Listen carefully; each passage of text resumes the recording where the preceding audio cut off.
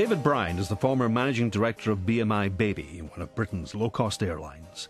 He controlled 600 staff and was responsible for flying 4 million passengers a year in an industry dogged by holiday companies going bust, the threat of strikes, rocketing fuel prices, and the constant worry about terrorism. I'm John McGurk, and in Out of the Hot Seat, I'll be speaking to prominent people about life after a top job, what they miss most, what they're glad to be rid of, and do they ever wish they were back in the hot seat. Well, David, let's get straight to the point. Running an airline, presumably it must be pretty stressful. It is stressful. It's funny, people say it must be, stressful but great fun. But it's funny. I mean, the office that I had actually was on the side of the runway at East Midlands Airport. So, in the morning you could literally count the planes in, and then in the evening count them back in again, count them out and count them in again, which was good to see your planes taking off with your passengers on. Having said that, it's funny. A lot of the things that you spent your time managing were totally unrelated to actual flying. Things like the price of the dollar and also the price of fuel. Those things which control a massive amount of your cost lines. And grumpy passengers as well, presumably. Yeah, absolutely, yeah. But, you have to manage these things to be able to offer cheap fares, to be competitive. And so our industry does manage those cost lines as much as they do to offer the cheap fares to the passengers. You joined as commercial director, but within 2 years you were promoted to managing director. And was that something that you were comfortable about, or did you feel, gosh, I'm going to be out of my depth here? No, not at all. Being involved in a startup like that, and growing so quickly, you don't have a great deal of time to think about you personally as to what you're doing. There's so much to do and so much going on. So there were pretty much 4 or 5 of us that were recruited from the main airline to work solely on the low-cost carrier project. And then we utilised a lot of the group resources, and then we transferred some of the pilots and some of the cabin crew over to the low-cost brand, if you like. And that wasn't without its difficulties as well, because they're having to change the terms and conditions, and a lot of the frills of working for a main airline had to go, because you can't offer low fares without having a low cost base. And so while the safety and security were paramount, a lot of the frills that you're offered, I mean, the old days, you remember pilots and cabin crew used to stay overnight and fly back a day later. All of that went. You arrived back where you started from, and that was it. You went home at night. So all of those had to be done, and I naturally sort of went into it 100%, and commercial director, as you said, for a couple of years. And then my boss, the managing director, went to start an airline in Singapore called Tiger Airways, and they recruited, they advertised, and I was fortunate enough to get the position. But of course, you had no experience of the aviation industry before you joined BMI. You'd been a geologist. You'd lived in America. You'd even written for newspapers in America. Now, of course, I know a wee bit about newspapers because I used to edit them, but these aren't exactly qualifications for running an airline, are they? No. And if you talk to most leaders, they'll say the secret of being a good leader is surrounding yourself with people that are better than you in their areas. And that was very much what we did. My operating officer, the director of operations, who was also my chief pilot, was an outstanding aviator, knew the industry back to front. So while I was at the helm, if you like, and in the eyes of the law, the accountable manager, I'm the one that would go to court, and I'm the one that would go to prison. It was my name on the operating certificate. I had a team around me that was outstanding in their respective areas.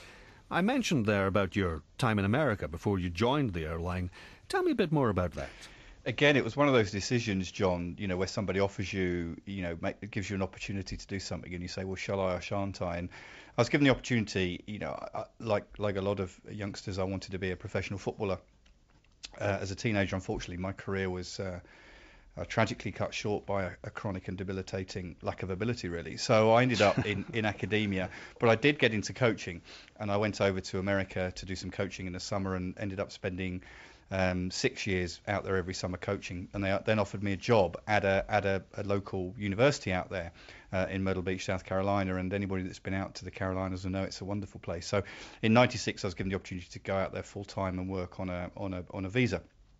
And typical of me, I looked at various other opportunities while I was out there, and I started writing a column called In Too Deep, an Englishman in South Carolina, which was observational humour about living in the deep south, and it is an amazing place. And that became syndicated and did really well. And then they started up a local talk show, and they decided to offer me the job as a talk show host, primarily because they loved my Australian accent, or they thought it was Australian out there anyway. They're not the most widely travelled people. And we interviewed a load of B and C list celebrities that had holiday homes down there. And so, that gave me the media out there that I really craved. And obviously, coming back to the UK, those media links sort of died away a little bit. An Englishman in England doesn't quite have the same ring to it as an Englishman in South Carolina. But it was a marvellous opportunity for me. My wife came out there with me as well, and we spent 4 years, basically living on a beach in South Carolina, doing various things, and it was a wonderful, wonderful experience. Yeah. Sounds to me like you've always been a bit of a secret showman at heart. Yeah, I guess so. I am quite, believe it or not, in private life, I'm quite an introverted person, and I like routine. And I actually spend quite a bit of time studying, comedians and their delivery and what they're like in real life. And there's a lot of comedians are actually quite introverted, and this is a form of escapism for them, and it makes them feel good. And I would put myself in that category. The comedians that are naturally outgoing all the time, and can get up there and talk about anything, like Sir Billy Connolly, people like that. And then you get others that really do plan what they're doing and the delivery and work on it, and but it gives them a buzz. So I think that showman side of me is there, but it might just be counterbalancing some of the routine elements of my normal life. So you came back from your travels and eventually found yourself heading an airline. When you were managing director, what was a typical day like? As you can imagine, it was as most leaders of industries will tell you, a lot of it is about the numbers. And we used to look at the numbers in minute detail, down to specific flights on specific days on specific routes, because the industry is really interesting. Once you get a certain load factor, we used to call it, percentage of seats we've sold, the rest of it, once you sort of hit an 80% load factor, the rest of it was pretty much profit straight to the bottom line. So it was all about getting your brand out there, selling the seats, looking at the competition and what they were doing, and trying to maximise your yield, your revenue per flight. The operational side, while I was actually accountable for it, in terms of the flying of the planes, we left to the operational team. I worked very closely with them on any issues, and still, if we had an issue of a plane, being tech, i.e. had a small fault or a major fault, then those will be reported to me immediately. On the safety side, we also did a lot of safety management systems, so we put in exercises where we assumed various situations. And also the other side was working with the people. We had 600 people on our books, ranging from commercial staff right down to the operational side. And we had 4 bases, so we had to get around and see those people, make sure they're happy. And that involved working unsociable hours, because the pilots and the cabin crew often reported about 4:30 in the morning, and I like to get around the crew rooms at least once a month. Now, I suspect that you need a sizable sense of humour to run a major organisation, especially involving so many passengers. Tell us about some of the more memorable experiences, especially dealing with passengers, losing bags, losing planes, delays, all the rest of it.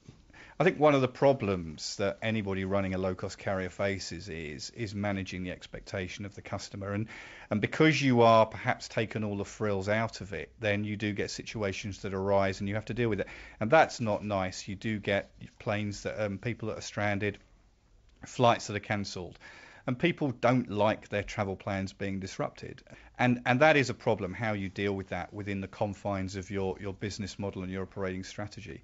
I remember one incident that we had, and it was actually a flight to it was our inaugural flight from Birmingham to Bordeaux, and we overfueled, so we couldn't carry as many bags as we'd wanted to. Some of the bags that we decided to leave off, we were going to take a couple of days later. Now, when we told the passengers when they arrived in Bordeaux, unfortunately, we realised that some of the bags we'd left behind were for a wedding party that were getting married the next day. And there also happened to be a Daily Telegraph journalist on board as well. Oh, so it materialised quite quickly that journalist got through to my office. And we had to recover the situation. We actually flew a bespoke plane out there to that afternoon to get the bags out there. Those things unfortunately happen. and how you deal with them pretty much, dictates what your passengers think about you. Yes. But it is difficult to do that, yeah. Well, I'm glad to hear that the power of the press still works. That's right. Yes, that's right. Yeah, but what did you enjoy most? Presumably, well, I suppose the most satisfying aspect of any MD role is delivering positive results, or in other words, big profits. Not really. That's important, and ultimately behind the doors of the boardroom, that's what you'll get judged on. You're accountable for that, and you have to deliver that. And I'm pleased to say we hit our targets for the 4 years that we're involved in it, and the growth was phenomenal. I mean, you're starting all right with the parent airline helping you out. You're starting from a pretty standing start, and we grew it to, as I said, over 4 million passengers within 4 years, which is phenomenal growth, and the brand far outweighed the actual turnover. But when you see the people that travel, you do get a lot of complimentary letters, and people are really proud not only to be travelling on those routes, but also to be working for you. You get a massive sense of pride in that, and what you've done and what you've facilitated. And low cost travel is all about giving people more options to do things cheaply. One of the classic examples is the route from Manchester to Knock. Knock's in the west of Ireland, Connaught. It's now called West of Ireland Airport, and it was a small little route that was operated by British Airways, carrying a couple of thousand passengers a month. They were desperate in this part of Ireland to say, look, we can take a flight a day, and 300 passengers a day there and back. And we didn't believe them, but we gave it a go, and sure enough, we did. And the route increased to nearly 10,000 passengers a month. Yes. And these are people that perhaps would go home, the Irish community that would go back to Ireland once or twice a year. Now they were going home every month, often with bag loads of washing for their mother to do. And of course, there's a pilgrimage there at Knock, isn't there? All these people going across there, Roman Catholics. That's right. There's a massive transport route there, but it is a lot of people being able to go home. And you put cheap fares in the market, and people will utilise that service. I guarantee you. Now, of course, there's the status, which goes hand in hand with any big job. How important was that to you to be able to say, look, I'm managing director of BMI Baby? Did I, delusions of grandeur, enjoyed it? Yes, I think I'd be naive if I said I didn't. It was always nice that people gave you that recognition. You'd like trust and respect